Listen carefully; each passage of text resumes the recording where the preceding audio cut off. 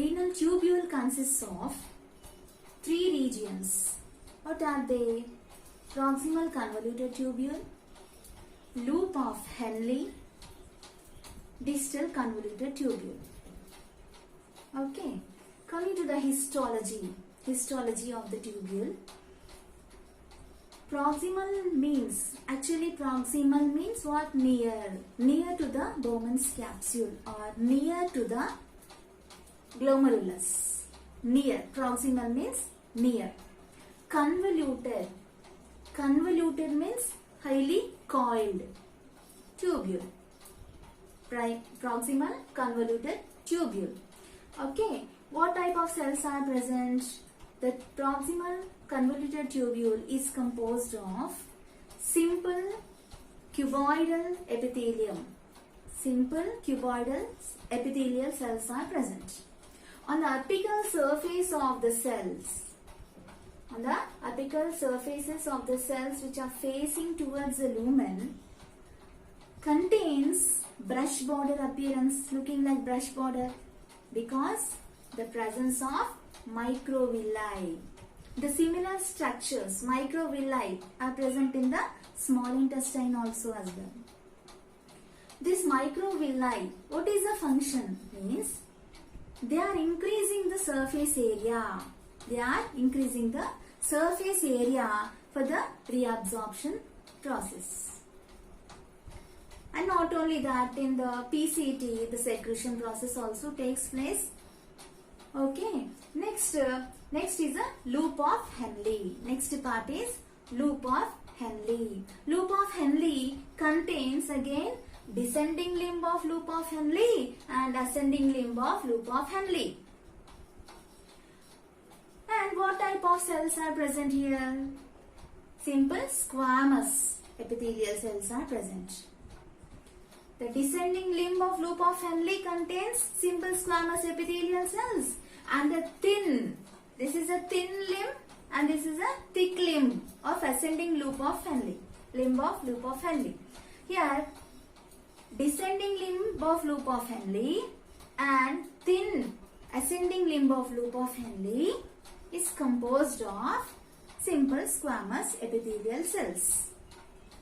Next, thick ascending limb of loop of Henle composed of simple cuboidal to low columnar epithelial cells. Next is distal convoluted tubule.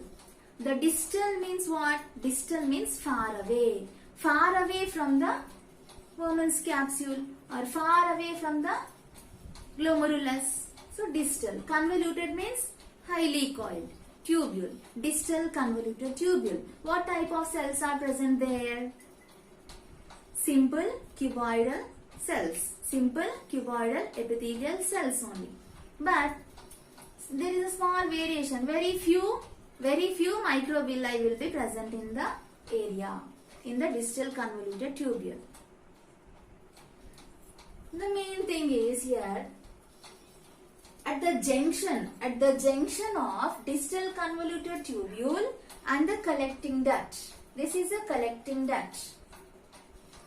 Okay, collecting duct. At the junction of the distal convoluted tubule and the collecting duct, two types of cells are present.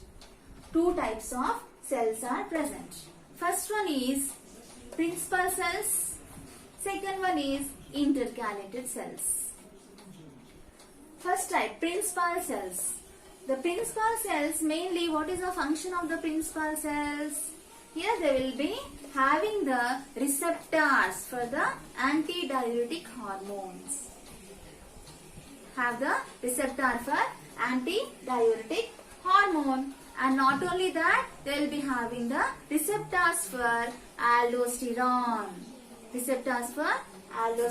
Also. Next type of cells, intercalated cells. Intercalated cells, what is the function of the intercalated cells? They will be playing a major role in homeostasis of the blood pH. They will maintain the blood pH.